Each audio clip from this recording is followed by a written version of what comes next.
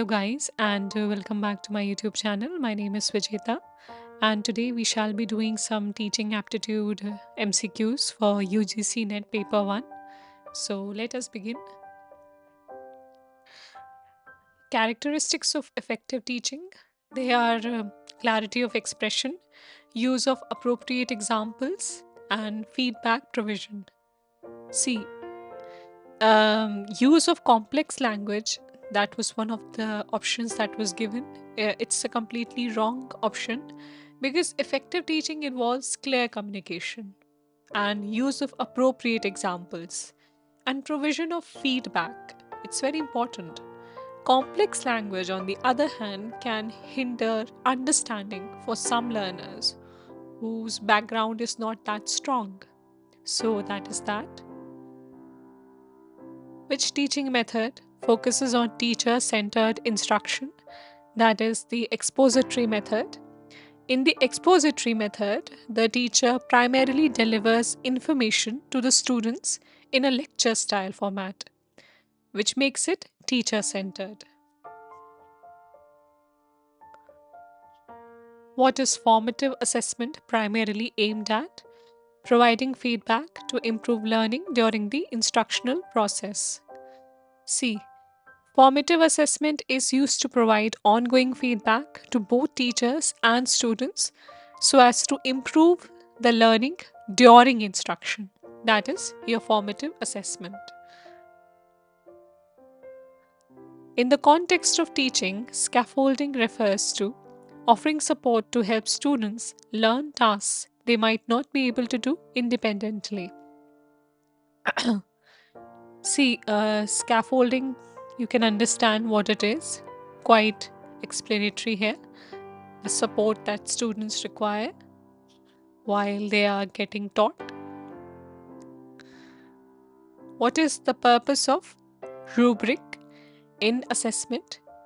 To clarify expectations for performance criteria. See, a rubric is something which outlines specific criteria for evaluating student work, clarifying expectations and standards for performance. So, that is something. Which teaching approach emphasizes the importance of understanding students' prior knowledge and experiences? That's constructivism. Constructivism emphasizes that learning is an active process where students construct knowledge based on their prior experiences and understanding. Because you are constructing something based on the prior experiences, the background knowledge. So, that is something. Constructing things. What does the term differentiated instruction refer to? Adapting teaching methods to meet the diverse needs of students. See, differentiated instruction involves tailoring teaching methods and the materials so as to accommodate the varied learning needs of students because every student comes from a different background.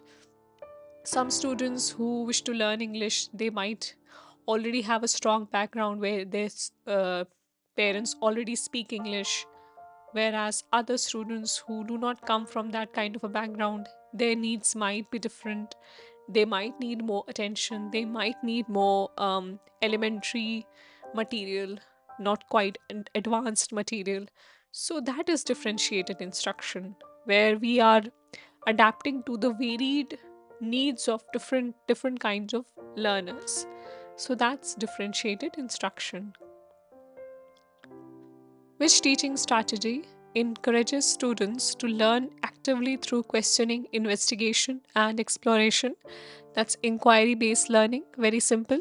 Inquiry based learning involves students actively exploring topics through questioning, investigating, and discovering new things. Right now, students have internet access at their disposal, so that also helps in inquiry based learning. And it's quite an interesting and an important way of learning things because students are basically children are naturally curious. So inquiry based learning model is something that can enhance their learning, that can improve their learning. that can incite a real interest in the learning journey of young students, especially. What is the primary goal of summative assessment?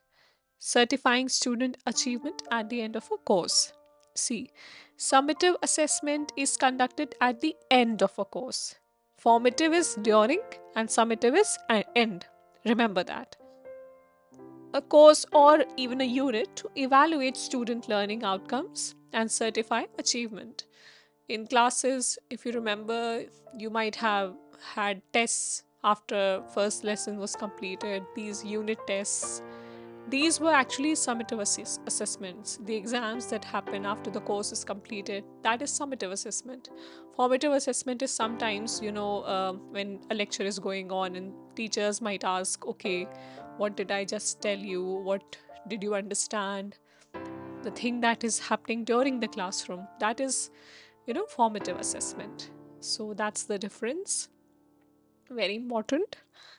Which teaching approach focuses on nurturing students' emotional and social development alongside academic learning? That's humanism. See, humanism emphasizes the holistic development of all the students, which includes their emotional and their social well being.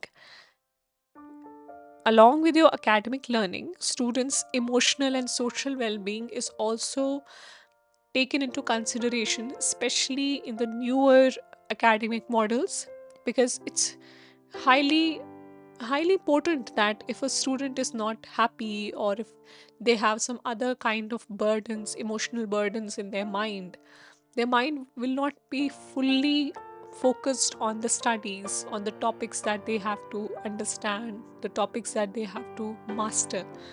Their mind will be occupied in that emotional baggage.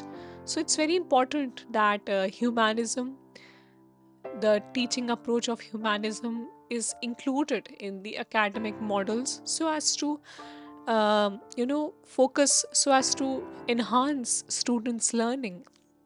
So that is the teaching approach. Bloom's taxonomy classifies learning objectives into which of the following domains? They are knowledge, comprehension, application, analysis, synthesis, and evaluation. See, Bloom's taxonomy categorizes learning objectives into cognitive domains based on levels of thinking and understanding.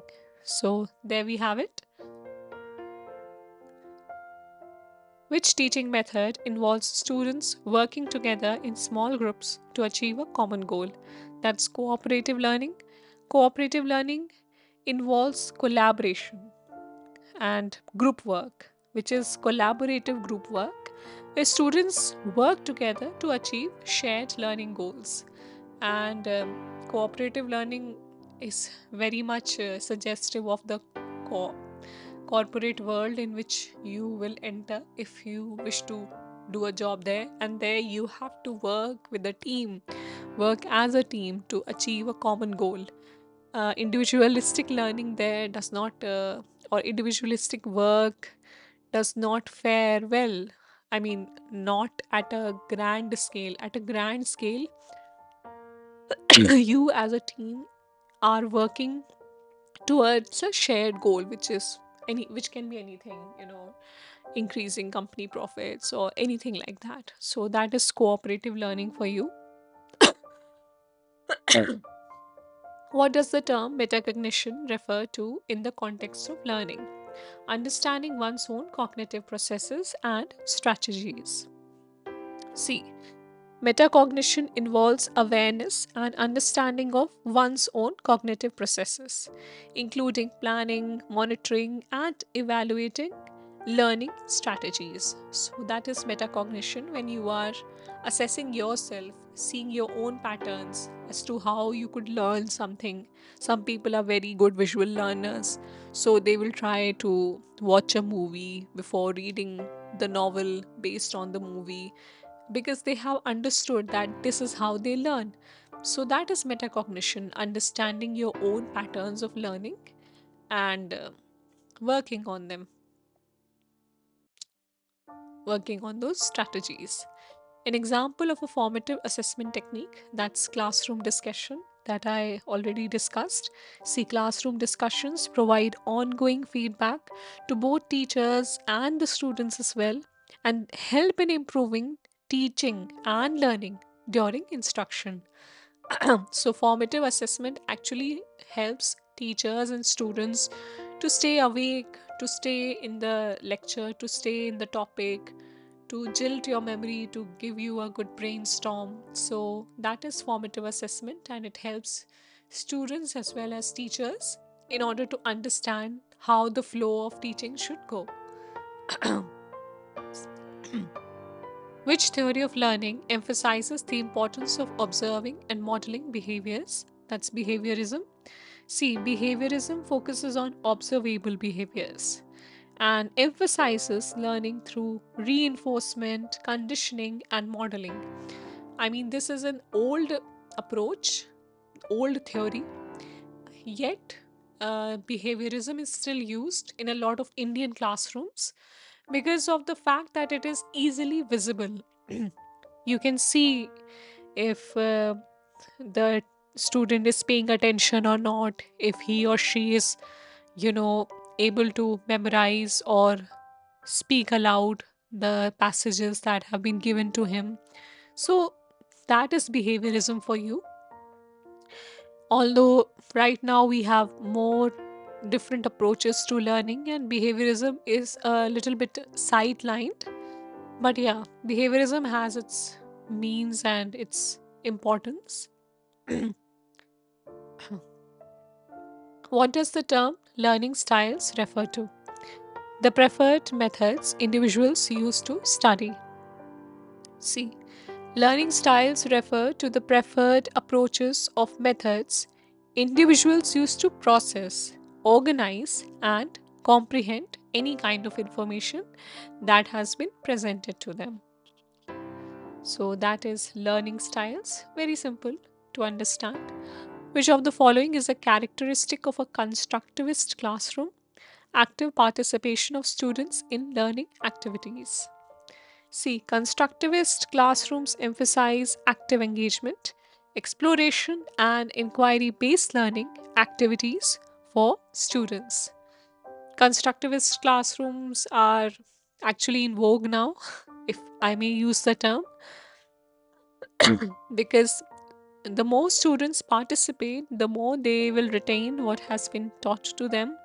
Instead of being passive learners, now it has been understood that students being active in the classroom and not merely receiving the information in the form of a lecture can actually work wonders for them.